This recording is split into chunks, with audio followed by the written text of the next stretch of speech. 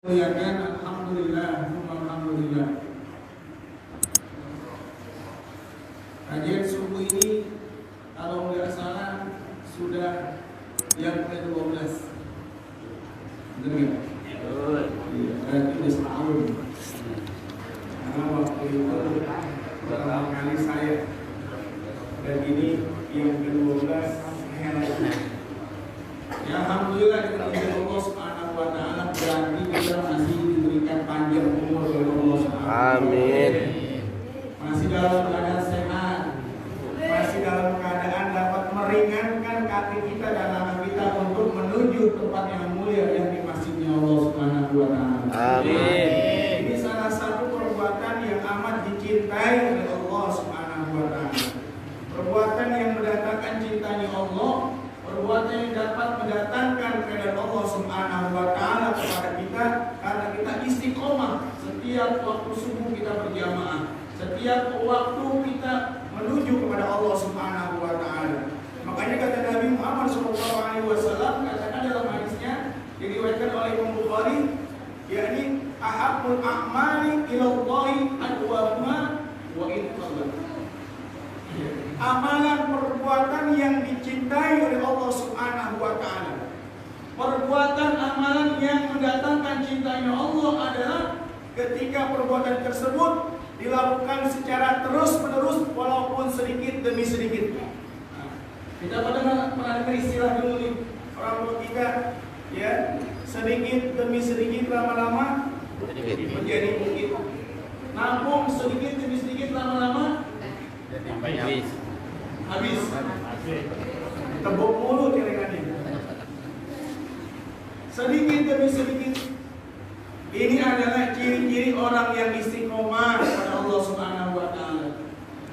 Enggak mesti banyak. Perbuatan yang dicintai oleh Allah dilakukan secara terus-menerus walau sedikit demi sedikit. Contoh saja kalau kita baca Quran. Baca Quran gak mesti harus sehari 1 juz, bagus kalau dia bisa. Gak mesti harus beberapa lembar, gak mesti harus 30 juz, hatam sebulan, kesananya libur. Ada nggak yang begitu? Ya. Ada, biasanya pada saat Ramadan. Ramadan bulan Quran, ini sebentar lagi insya Allah kita panjang umur ketemu lagi sama Ramadan. Amin. Baca Quran rajin, semangatnya tinggi. Sehari 1 juz, 30 hari Ramadan, selesai 30 juz dia khataman. Habis lebaran. Libur. Ada yang begitu di sini? Ada. Di sini mah nggak ada, alhamdulillah. Amin. Kalau di rumah. Nah, kalau udah demikian, kita kerjakan secara istiqomah, sedikit demi sedikit. Jadi rujukan kita, jadi patokan kita kalau setiap hari kita baca Quran 1 lembar, 2 hari 2 lembar, 3 hari terus istiqomah sampai kapanpun, itu yang namanya dikatakan adwamuha wa in qalla. Artinya orang yang melaksanakan secara terus-menerus walaupun sedikit demi sedikit. Ini dicintai oleh Allah Subhanahu wa taala. Kenapa? Karena cinta yang demikian adalah perbuatan yang senantiasa dilakukan oleh orang-orang yang bertakwa kepada Allah Subhanahu wa taala. Intinya sebenarnya kalau kita pengen dicintai oleh Allah Subhanahu wa taala, selain kita mengerjakan perbuatan secara istiqomah terus-menerus walaupun sedikit, diiringi dengan ketakwaan kepada Allah Subhanahu wa taala. Kenapa? Karena Allah cinta kepada orang-orang yang bertakwa. Innallaha yuhibbul muttaqin.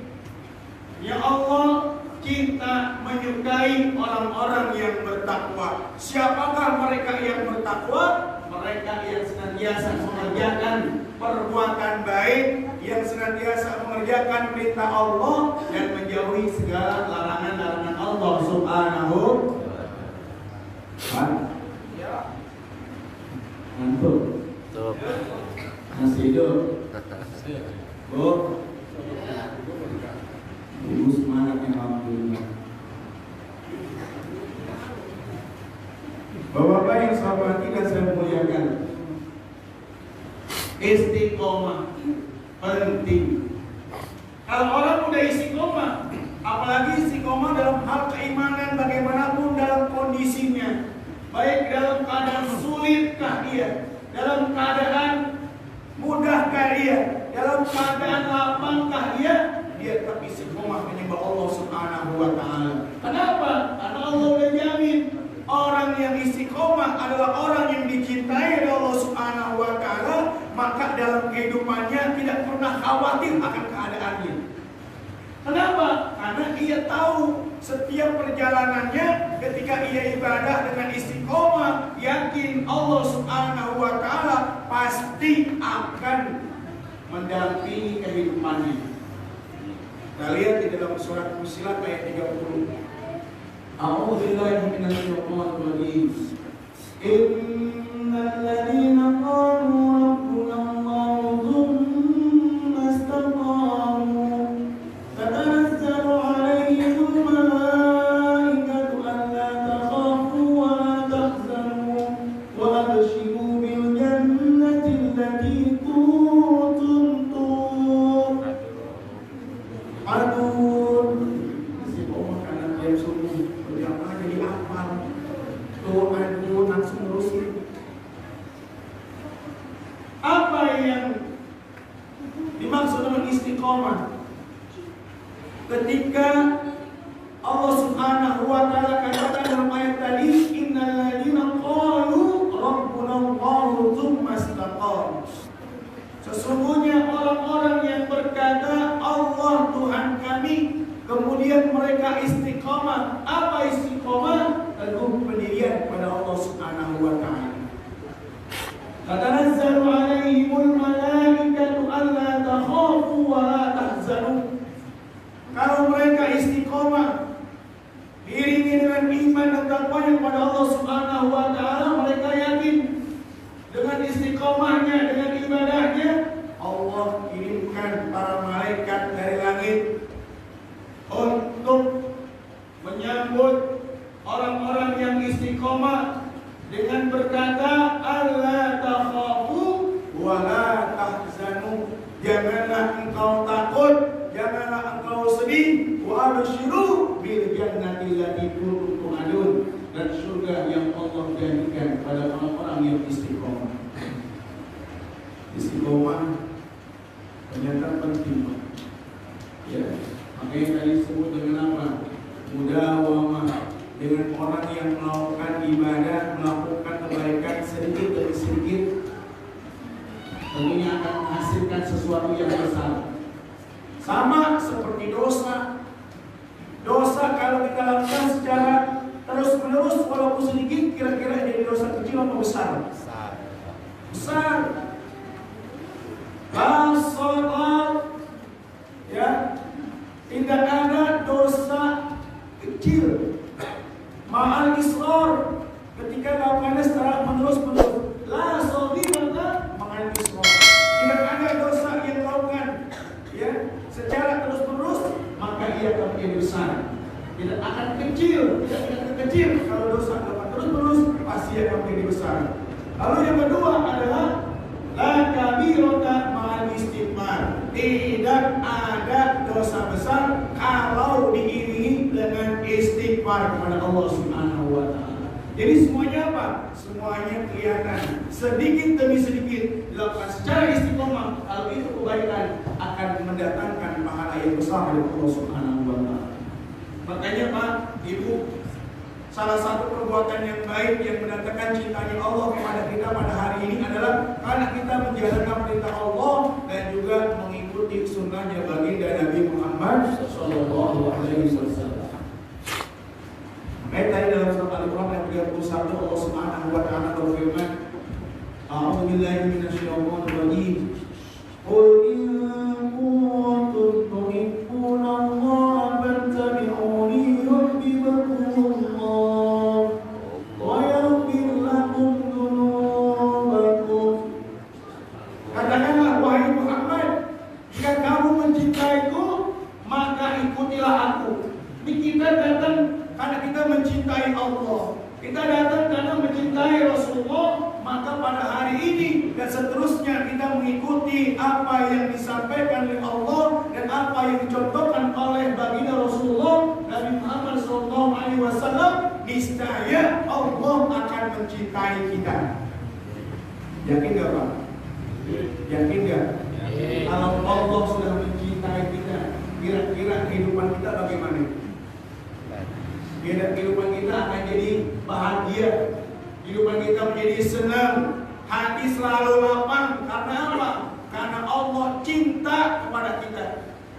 Makanya kita ini sebagai hamba Allah yang beriman kepadanya, yang beribadah kepadanya, dibanggakan oleh Allah Subhanahu wa Ta'ala di hadapan para malaikatnya. Dalam hadis qudsi dikatakan bahwa Allah Subhanahu wa Ta'ala mengatakan kepada para malaikatnya, si fulan telah mencintaiku dan aku mencintainya. Maka kabarkanlah kepada seluruh penduduk langit bahwasanya si fulan telah mencintaiku dan aku juga mencintainya. Maka malaikat pun menyampaikan kepada para malaikat lain bahwa si fulan telah mencintai Allah dan telah dicintai Allah Subhanahu wa Ta'ala. Dan ia diterima di bumi.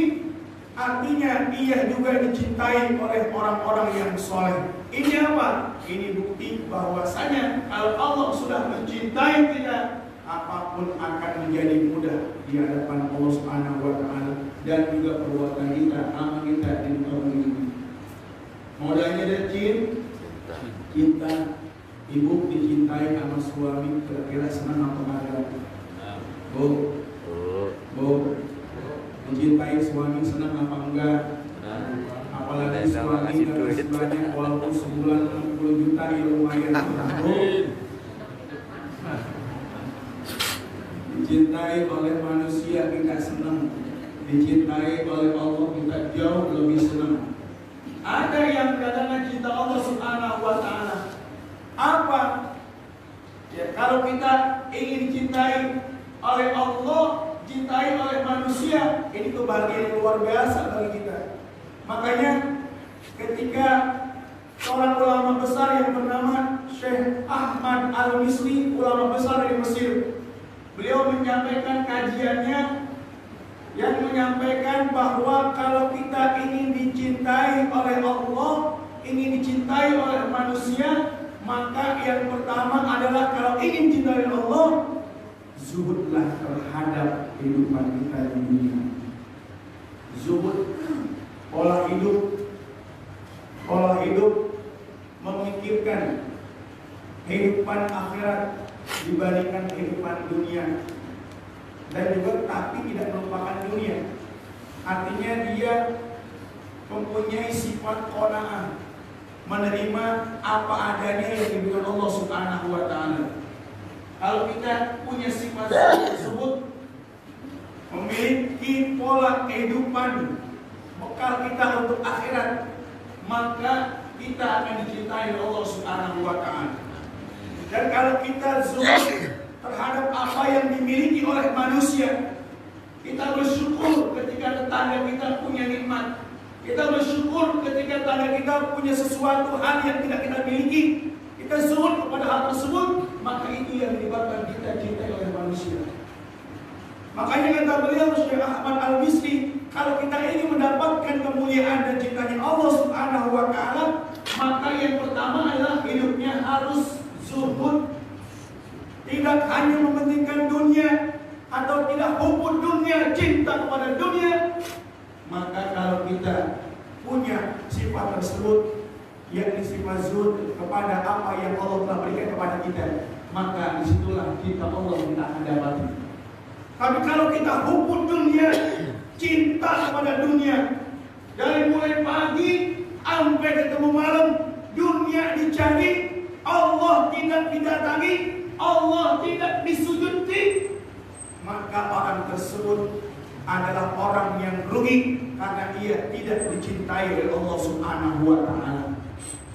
Ada nggak Pak kira-kira orang yang hanya memikirkan dunianya?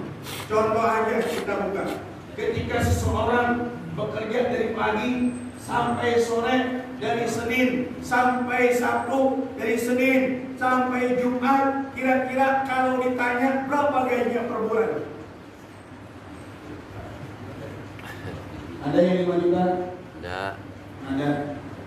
Ada yang 4 juta? Ada. Ada. Ada yang 2 juta? Ada. Ada. Ada yang 500.000? Ada. Ada. 5 juta, 10 juta yang ia dapati hanya mengejar dunia, ibadah ditinggalin, Allah dilupain. Kira-kira kalau 5 juta dapat nggak kebayar ibadah pada Allah?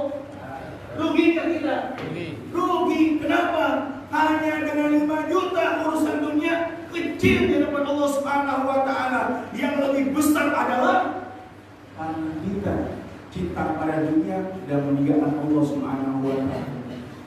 Padahal kalau kita baca dalam surat Al-Jumu'ah ayat 11, "Fa'idza qudiyatis shalatu fantashiru fil ardi wabtaghu min fadlillah wadhkuru katsiran la'allakum tuflihun." Masyaallah. Jamaah Al-Husna hafal semua Al-Quran. Setiap ujungnya pasti mati. Ujungnya tak. Allahu Allahus lam yalid wa lam yakul lahu kufuwan ahad. Dan apabila engkau telah tunaikan sholat, maka bertebaranlah kamu ke muka bumi untuk mencari karunia Allah dan berzikirlah dengan zikir yang sebanyak-banyaknya jika kamu ingin menjadi orang-orang yang beruntung. Jadi ingat, kalau kita cinta, kira-kira ingat gak Pak? Ingat. Ingat gak? Orang kalau sudah mengatakan saya cinta kepadamu, kira-kira di mana saja kita ingat gak? Ingat di mana kita berada. Kalau kita bilang cinta tapi nggak ingat, maka cintanya dusta. Kalau kita cinta sama Allah, kita ingat di mana aja. Ketika Allah memanggil, lagi sibuk-sibuknya, lagi nganter penumpang udah lengket, pengen dianterin ke tempat tujuannya, lalu Allah panggil, hayya 'alas shalah, hayya 'alas shalah.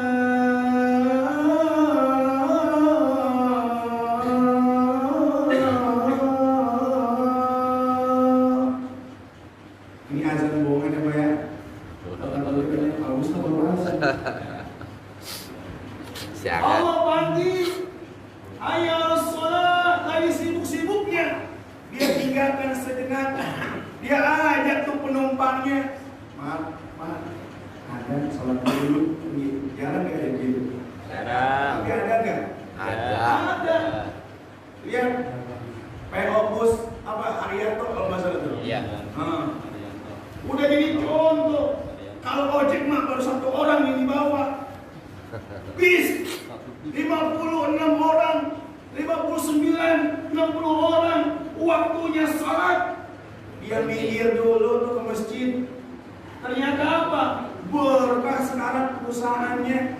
Nggak ada yang nolak, malah senang. Banyak yang pakai. Karena apa? Berkah ketika orang menuju Allah. Allah kan janji di kalimat azan berikutnya, hayya 'alal falah. Orang yang menuju kepada kemenangan. Jadi kalau kita mau menang, mau beruntung, jangan lupain Allah. Allah panggil segera untuk laksanain. Suami ajak istri, istri ajak anak. Apalagi menjelang maghrib. Ya, dulu saya ngomong menjelang maghrib, masih ingat gak Pak? Gak lupa ya. Ya, waktu pertama kali bahwa ini anak-anak kita adalah aset masa depan. Sekarang kalau kita renungi Pak, yang banyak di masjid, yang banyak ngelakuin sholat subuh, kira-kira rata-rata umurnya berapa? Sepuh. Kira-kira yang datang ke masjid kalau waktu subuh, kira-kira umurnya berapa aja? Rata-rata 45 ke atas. Anak-anak pun bisa dihitung tuh. Apalagi di sini mah emang udah ketahuan. Banyak. Udah ada apa namanya? Iming-iming. Apa iming-imingnya? Itu bukan iming bohongan, tapi iming beneran. Orang yang ibadah pada Allah akan dapat rezekinya. Kalau ada daya tarik nih, lihat di posternya gede banget. Kalau pendramannya kalah sama tulisan ada sarapan pagi. Kenapa? Itu udah janji Allah. Ketika kita datang kepada Allah Subhanahu wa taala, hayya shalah. Kita datang sebagai orang yang cinta kepada Allah, ketika dipanggil kita nyaut. Orang yang cinta dimanapun berada, ketika yang dicintai memanggil, nyaut dia. Di mana aja dia berada, lagi sibuk, lagi banyak urusan. Ketika dipanggil oleh orang yang dicintainya, maka dia segera menuju pada orang yang dicintainya. Kenapa? Karena pasti ada keuntungan di dalamnya. Bapak dulu sama ibu, kalau bapak manggil, ibu datang, yang manggil senang ada? Senang. Senang nggak? Ibu-ibu ketika manggil suami, dipanggil sama suami atau suami manggil, lalu ibu segera, kira-kira ibu senang nggak? Bu, ibu senang nggak? Kalau ibu manggil suami, ayam beb, suami datang, kira-kira senang nggak kalau dipanggil suami datang? Apalagi ibu-ibu baru dipanggil suami di awal bulan, senang. Dengan kata-kata mesra, Anda tahu setiap tanggal 1 suaminya gajian. Senang kita. Dipanggil aja senang. Kenapa? Karena ada cinta. Makanya apa? Kalau kita cinta kepada Allah Subhanahu wa taala, fattabi'uni yuhibbukumullah. Kalau kita segera mengikuti apa yang dipanggilkan oleh orang yang kita cintai, maka disitulah kita akan mendapatkan kasih sayangnya. Allah yang panggil, kita ikuti, kita segera cinta Allah yang kita dapati. Bukan hanya itu, wa yaghfir lakum dzunubakum. Allah akan ampuni kesalahan kita. Allah ampuni dosa-dosa kita. Coba suami sama istri lagi marah, anak sama orang tua lagi marah, terus tiba-tiba anak orang tua dipanggil, saling memanggil dengan kelembutan, dengan sayang. Kira-kira hati yang tadinya lagi marah, kira-kira bagaimana? Apalagi ketika itu keinginan kita yang kita sukai diberikan di saat kondisi kita sedang marah, kira-kira hati kita jadi apa, Pak? Jadi tambah kesel apa jadi lunak hati kita? Jadi Allah Subhanahu wa taala. Makanya beruntung, alhamdulillah, kita sama-sama menjadi hamba Allah yang menuju cintanya. Dan insya Allah, sebagaimana dikatakan tadi, bahwa mudah-mudahan kita tergolong orang-orang yang dibanggakan Allah Subhanahu wa taala di dalam perjalanannya. Bahwa kita hamba Allah yang dicintai oleh Allah Subhanahu wa taala, dan Allah bicara kepada malaikatnya, kepada para penduduk langit, bahwasanya kita hamba-hamba Allah yang dicintai oleh Allah Subhanahu wa taala. Bapak Ibu yang saya hormati, saya muliakan, semoga banyak apa-apa yang dicintai Allah Subhanahu wa taala dan amanat kita. Kalau sebanyak-banyak pada hari ini cukup 3. Yang pertama, ahabbul amal ilallah. Amalan, perbuatan yang dicintai oleh Allah Subhanahu wa taala, yang pertama adalah as-sholatu li waqtiha. Salat pada waktu. Ini dicintai Allah Subhanahu wa taala, dan hambanya yang mengerjakan juga akan mendapatkan cintanya Allah Subhanahu wa taala. Kira-kira kalau salat di hadapan orang yang sujud ada harta dan emas di depannya, kira-kira banyak nggak yang hadir? Banyak. Ya. Barang siapa yang ikut sholat, maka akan mendapatkan emas yang ada di depan. Kira-kira banyak nggak? Banyak. Pak RT langsung ngomongin pada warga, ayo yang mau kaya datang ke Masjid Al-Husna. Setiap sujud ada emas batangan di depan. Harta langsung dapat. Banyak orang kalau diiming-imingin kayak itu yang kelihatan. Sedangkan sekarang iming-imingnya Allah nggak kelihatan. Kelihatan nggak? Pahalanya kelihatan nggak? Pahala nggak kelihatan. Tapi bisa nggak dirasakan? Bisa nggak dinikmati? Bisa. Kenapa bisa dinikmati? Karena yang hadir, yang datang membawa iman. Iman yang bikin manis ibadah kita. Kalau orang datang ibadah nggak ada imannya, yang ada ngegerutu, yang ada nyesel. Tapi kalau orang yang beriman, ketika Allah Subhanahu wa Ta'ala panggil dengan panggilan yang lembut dan amat sangat, panggilan dengan panggilan sayang, hayya alas shalah, hayya alal falah, hambanya datang dengan penuh keikhlasan dan dengan penuh iman, maka semuanya akan menjadi nikmat karena Allah sajikan pahala yang besar buat hamba ini. Makanya as-salatu di waktiha. Salat pada waktu ini. Salat pada tepat waktu. Anak-anak kita ajak menjelang maghrib, kita ajak anak-anak kita bersalat. Rapiin berpakaian, rapiin tuh rambutnya, pakaiin baju koko, pakaiin kain, ngapain? Ajak mereka menuju cintanya Allah Subhanahu wa Ta'ala. Kalau kita sebagai orang tua udah bisa mengajak anak kita untuk kebaikan, maka kebaikan itu mendatangkan cintanya Allah. Orang tuanya pun mendapatkan cintanya Allah Subhanahu wa Ta'ala. Dalam maghrib, kasih tuh anak, ajari dia baca sholawat, dia baca zikir sebelum maghrib, dia berbondong-bondong sama temennya, ajak biarin, bercanda biarin, namanya bocah. Kalau bapak datang kumpul, bikin rebut-rebut, bercanda, kira pantas nggak? Bapak. Tapi kalau anak kecil datang ke masjid, dia berbondong-bondong dengan pakaian muslimnya, dia sudah berwudu, pakaiannya rapi, mau sholawat kepada Nabi di masjid. Kira-kira kalau hal begitu terjadi setiap hari di masjid kita, orang tua ini pada senang apa enggak? Senang. Yang sholawat anak muda, anak-anak aktif untuk syiar agama lewat sholawatnya di sore hari, bahkan di subuh kalau bisa mah. Sebelum kita pada bangun, anak kecil, anak remaja udah pada bangun, ngapain? Bangunin orang-orang tua kita yang masih terlelap dengan perubahan selimutnya. Yang kecil siap enggak? Mana kecil ini? Siapnya.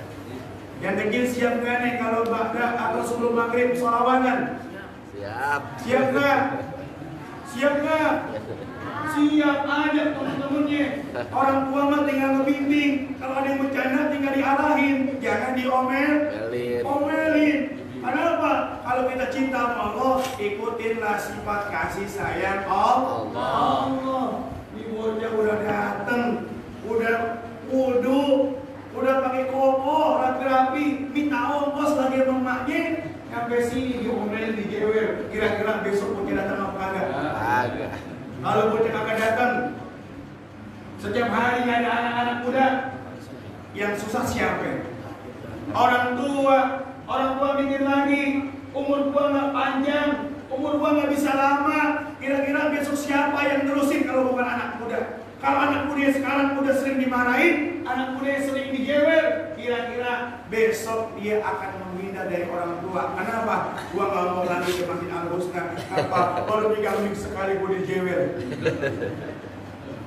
Nah, akhirnya yang susah juga orang tua. Maka anak muda ini perlu diapain, Pak? Dirangkul, perlu diapain? Diarahin. Bercanda mau wajar, namanya anak kecil. Tapi kalau dia diarahin, insya Allah nanti dia akan cinta kepada masjid. Amin ya Allah. Amin. Masih duduk masih di apa namanya di kompor, jadi belum Sangat. Bapak-bapak, ibu-ibu yang saya hormati dan saya muliakan. Jadi cinta kepada Allah yang pertama adalah melaksanakan sholat pada waktu seluruhnya. Yang kedua, tsumma birrul walidain. Ini yang mendatangkan cintanya Allah. Perbuatan yang dicintai Allah adalah yang kedua, bakti sama orang tua. Orang tua. Bakti sama orang tua. Orang tua kita yang melahirkan, yang membesarkan, menafkahi hingga kita sampai saat ini kita bakti kepadanya, itu adalah amalan yang dicintai Allah Subhanahu wa taala. Bagi kita seorang anak nggak ada hak sama sekali untuk membenci orang tua kita. Baik orang tua kita baikkah atau orang tua kita sebaliknya yang suka mabuk, yang suka judi, tetap aja anak kudu berbuat baik dan berbakti pada orang tua. Karena kewajiban kita sebagai anak. Itu mah urusan orang tua kita sama Allah. Kalau kita tujuannya hanya sebagai anak, berbakti dan berbuat baiklah walau orang tua kita berbeda agama. Tetap akhlak kita tunjukin dengan perkataan qaulan karimah, dengan perkataan yang mulia, walau kita tidak sepaham dengan orang tua kita. Jadi gak ada hak bagi seorang anak untuk apa? Untuk membenci. Kadang-kadang ada pertanyaan, "Oh Ustaz, saya benci sama bapak saya." Kenapa kamu benci sama bapak kamu? Saya ditinggal dari kecil. Saya hidup sama ibu. Ayah saya nggak tahu kemana, tidak pernah memberikan nafkah kepada kami. Sampai saat ini pun tidak tahu keberadaannya, karena dia dibawa sama janda. Kira-kira anak seperti itu boleh gak membenci orang tuanya? Karena perbuatannya tetap anak yang soleh, tidak boleh membenci orang tuanya bagaimanapun kan orang tuanya. Karena kewajiban kita adalah berbakti kepada orang tua. Urusan perbuatan orang tua kita yang nggak baik urusannya sama Allah, bukan urusannya sama kita sebagai anak. Kita tetap, kalau orang tua kita kurang baik, kita tetap berbuat baik, kita mendoakan mereka adalah hidayah Allah Subhanahu wa taala. Bukan ngatain, bukan nyumpain. Nggak ada anak nyumpain orang tua. Yang ada anak yang soleh. Kalau orang tuanya nggak baik, kalau orang tuanya tidak bertanggung jawab, maka anak ambil sujud kepada Allah Subhanahu wa taala untuk mendoakan orang tuanya agar dapat hidayah. Ini ketika kita lakukan, maka ini menjadi ladang amal kita dan kita mendapatkan hidayah Allah Subhanahu wa taala. Dan yang ketiga, tsummal jihadu fi sabilillah. Perbuatan yang mendatangkan kecintaan Allah kepada kita. Perbuatan yang mencintai Allah yang kita kerjakan. Yang ketiga adalah jihad fi sabilillah, yakni berjuang di jalan Allah Subhanahu wa taala. Berjuang, berjihad mempunyai makna yang amat luas. Kayak seperti kita bapak yang berjuang mencari nafkah untuk membiayai anak-anak kita, untuk menafkahi istri dan anak kita, ia juga tergolong orang yang jihad fi sabilillah. Pada malam hari ini pula kita datang di mana orang-orang terlelap dengan tidurnya, anak dengan selimutnya, tapi kita berjuang melawan nafsu kita, melawan daripada pengaruh setan yang membisik kita. Udah jangan bangun, subuh masih lama, adzan belum kumandang, dilus tuh dia tidur lagi. Udah adzan Allahu Akbar dibisikin baru azan. Allahu Akbar, asyhadu an la ilaha illallah. Baru koma. Udah koma tuh, entah dulu baru koma. Masih lama, ada timernya 5 menit dari azan dan koma. Masih lama, tenang aja. Tuh dibisikin sama setan tuh, setan tahu nih timer sini.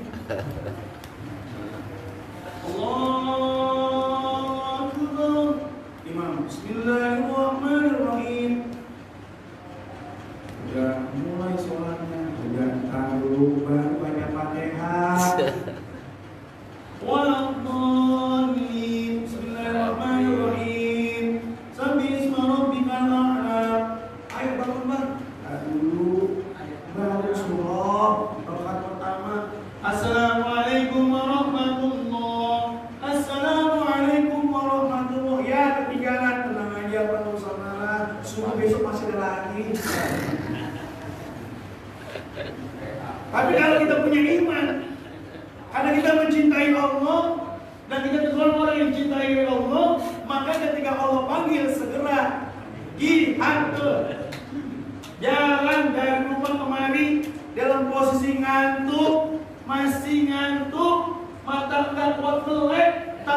paksain dengan doa Allahumma paksakan.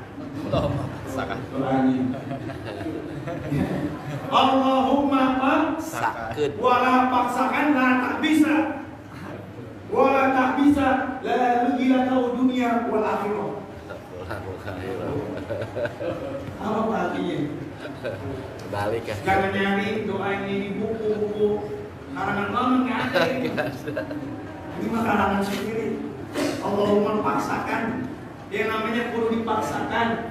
Kalau tidak dipaksakan, lah tak bisa, nggak bakal bisa.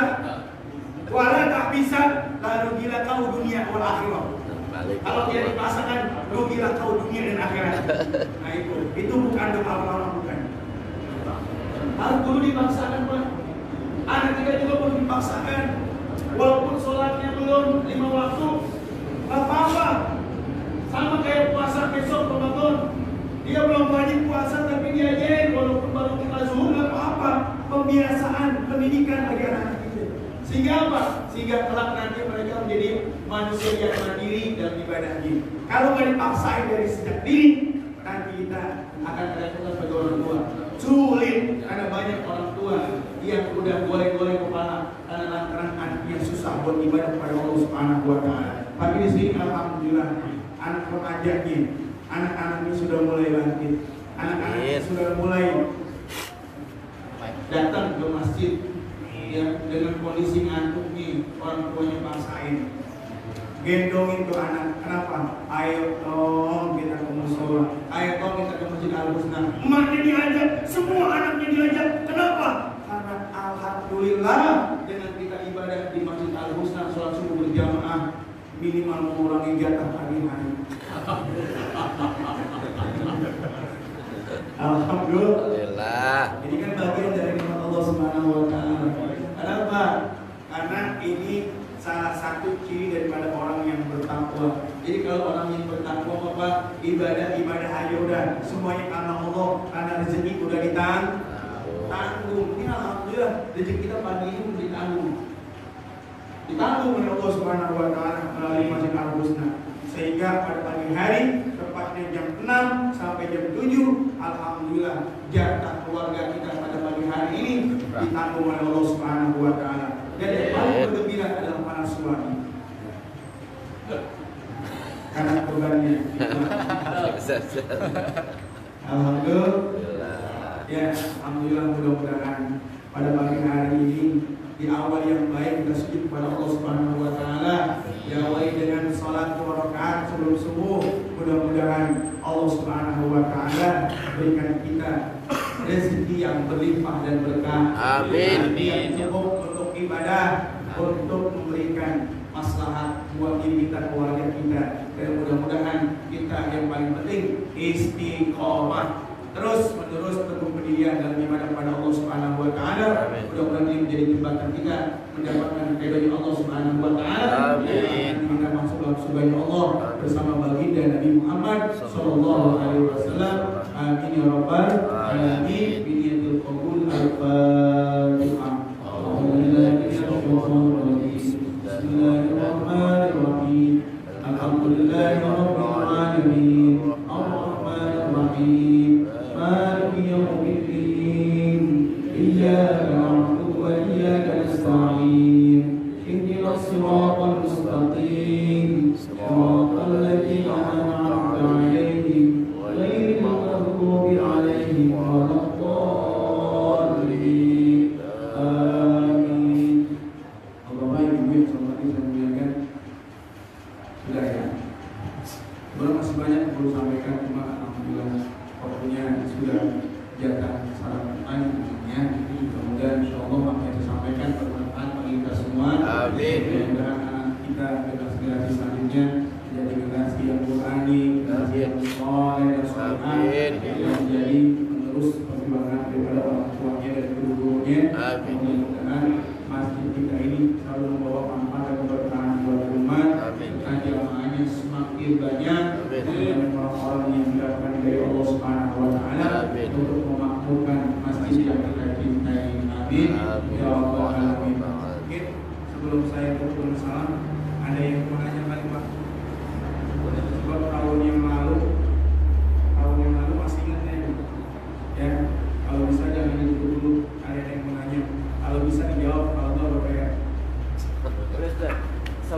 warahmatullahi wabarakatuh. Untuk kita dicintai Allah, salah satunya tadi harus berbakti kepada orang tua. Bagaimana cara berbakti kepada orang tua apabila orang tua kita sudah tiada? Apa kita mesti ziarah kubur atau seperti apa? Terima kasih. Wassalamualaikum warahmatullahi wabarakatuh. Salah satu cara kita berbakti kepada orang tua bagi orang tua kita yang sudah meninggal dunia, yang pertama doakan orang tua kita, sedekahkan atas nama pahalanya buat orang tua kita. Itu bagi orang tua yang meninggal dunia. Yang keduanya, jalin silaturahim kepada kerabat, sahabat orang tua kita yang masih hidup. Kalau orang tua kita dekat kepada kiai si anu, ketika beliau meninggal dunia, lalu kiainya masih ada, sambung silaturahim dengan kiai. Jadi gak putus. Kepada sahabatnya yang lain juga sama. Ya, itu salah satunya. Pertama mendoakan, yang kedua sambung silaturahim pada guru atau sahabat daripada orang tua kita. Ya, dan itu salah satunya. Dan masih banyak yang lain. Ya, kita baca Quran, niatin pahalanya, bukan baca Qurannya. Saya baca Quran beberapa saya, kalau yang tapi kayak diterima itu. Tapi kalau niat baca Quran, pahalanya saya kirimkan untuk orang tua saya, insya Allah itu akan sampai disampaikan Allah Subhanahu Wa Taala.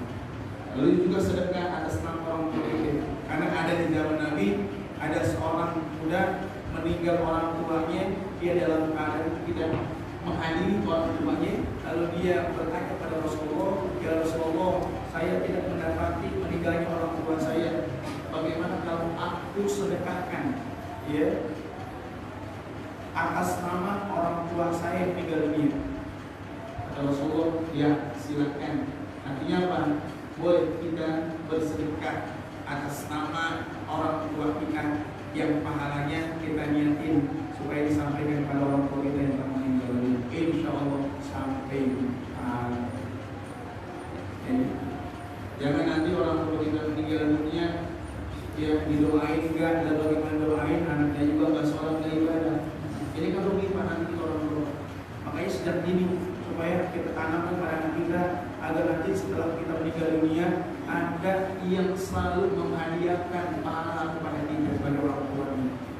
Ada orang tua yang rugi dunia, rugi akhirat. Rugi dunia apa? Ketika anaknya nggak ibadah dia cuek, ketika anaknya nggak puasa dia cuek, ketika anaknya nggak sholat dia diam.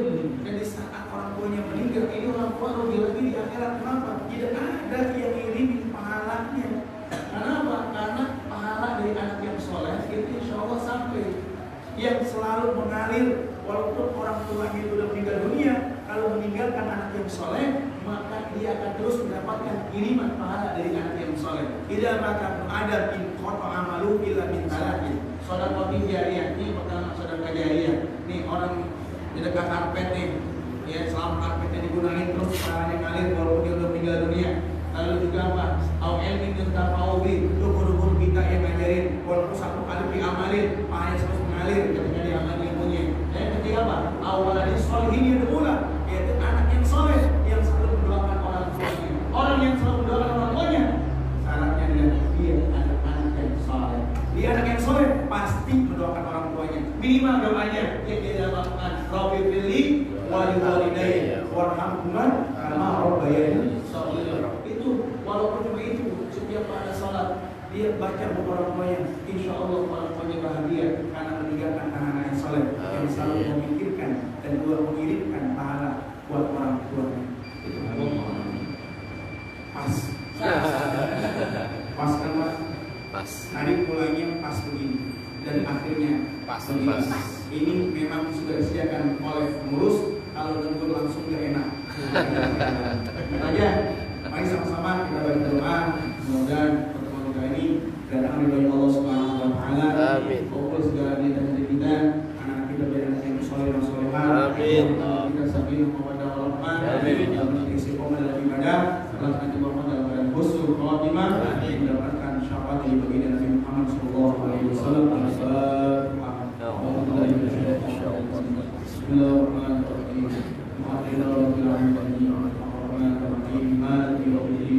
إياك نعبد وإياك نستعين اهدنا الصراط المستقيم صراط الذين أنعمت عليهم غير المغضوب عليهم ولا الضالين آمين. بسم الله الرحمن الرحيم الحمد لله رب العالمين اللهم صل وسلم وبارك على سيدنا محمد وعلى آل سيدنا محمد اللهم اغفر لنا ذنوبنا ولوالدينا وارحمهما كما ربيانا صغارا ولجميع المسلمين والمسلمات والمؤمنين والمؤمنات الأحياء منهم والأموات إنك سميع قريب مجيب الدعوات ويقضي الحاجات يا رب العالمين.